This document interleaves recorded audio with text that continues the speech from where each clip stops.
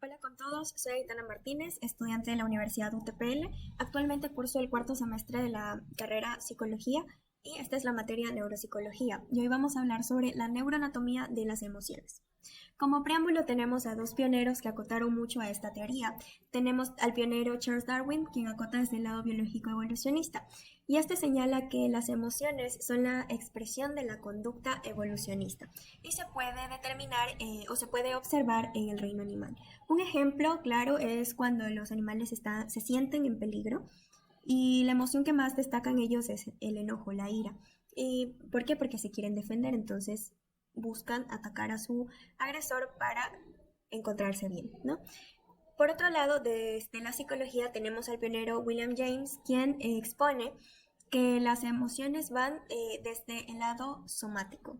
Esto quiere decir que si el individuo, por ejemplo, ha presentado por un largo tiempo dolores de cabeza prolongado, de repente le salió acné en ciertas áreas que nunca antes había tenido, se puede decir que todas las emociones negativas como lo es el estrés, ansiedad e incluso la tristeza, que si no se logra controlar puede llevar a una depresión, esta es la manera en que nuestro cuerpo somatiza nuestras emociones no desahogadas y es a través de enfermedades tanto psicológicas como físicas que afectan a todo nuestro cuerpo. En, por otro lado, quienes cuestionaron la teoría de William James fueron Barth y Cannon, quienes decidieron, o más bien acotaron que las emociones vienen del sistema nervioso central. Y en base a esto nos vamos a basar en estos componentes centrales que les voy a nombrar a continuación. Uno de esos tenemos a la amígdala. La amígdala en cuanto a las emociones se relaciona con el miedo, la ansiedad y el estrés. Y aparte, la amígdala también tiene que ver con la memoria.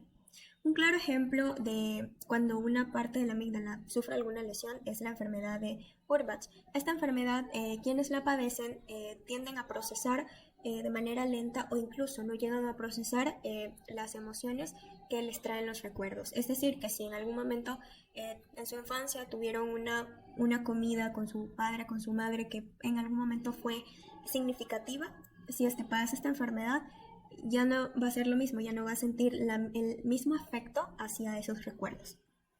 Tenemos a la corteza anterior. La corteza cingulada anterior es aquella que en cambio se encarga de resolver el conflicto, ya que este logra suprimir de cierta forma la actividad de la amígdala. Por otro lado, esta corteza cingulada anterior se basa bajo una motivación. Es decir, el problema, el sujeto es que tiene miedo a las alturas. Y la motivación para que logre suprimir o controlar o resolver esa emoción negativa es dándole una motivación. Un ejemplo es, por ejemplo, es una persona que tiene miedo a las alturas.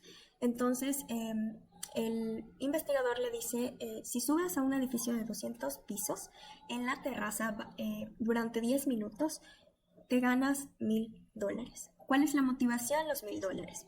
Busca distraer la atención del conflicto, que es el miedo, en este caso la emoción negativa, para así cuando ya se encuentre en la altura acordada, pues por la distracción que es la motivación, logrará de cierta manera aguantar los 10 minutos e incluso más.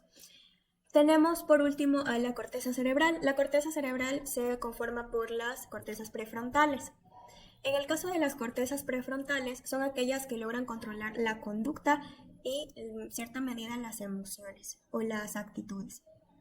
En este caso, de haber alguna lesión en ciertas cortezas prefrontales, tendremos como consecuencia lo que es cambio de conducta en el contexto social de una manera perjudicial.